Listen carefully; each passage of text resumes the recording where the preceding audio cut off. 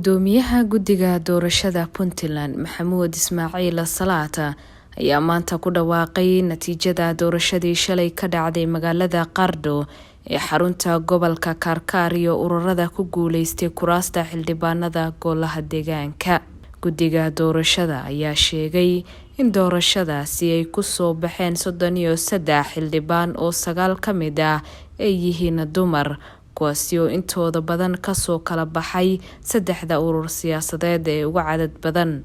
Urur siyaasadeedka ka oo gudoomiye uu u yahay madaxweynaha Puntland Saciid Deni ayaa 12 kursi ka helay doorashada ka dhacday magaalada Qardho, halka ururka Mideeye uu ku soo xigay uu helay 11 kursi. Sidoo kale ururka Sinaan iyo Cadaalad ayaa helay 9 kursi.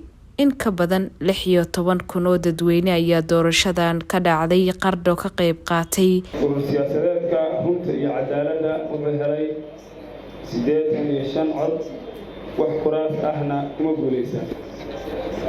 Urur siyaasadeedka Shaqaalaha Xoogsatada ah wuxuu helay 29 cod, wax kuraas ahna kuma guuleysan. Urur siyaasadeedka Cadaaladda iyo Sinaanta wuxuu helay 4197 cod oo u dhiganta 9 kursi.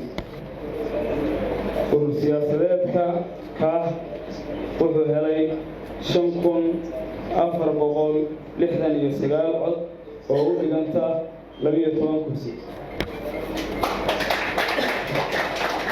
Urur siyaasadeedka Mideeye wuxuu helay 5173 cod oo u dhiganta 11 kursi.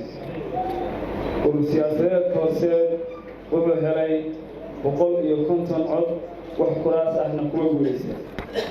Urur siyaasadeedka Ifiye wuxuu helay 218 cod oo u dhiganta 1 kursi. Guddiga doorashada ayaa sidoo kale goordhow ku dhawaaqi doona natiijada doorashooyinkii ka dhacay magaalooyinka Eyl iyo Ufeyn.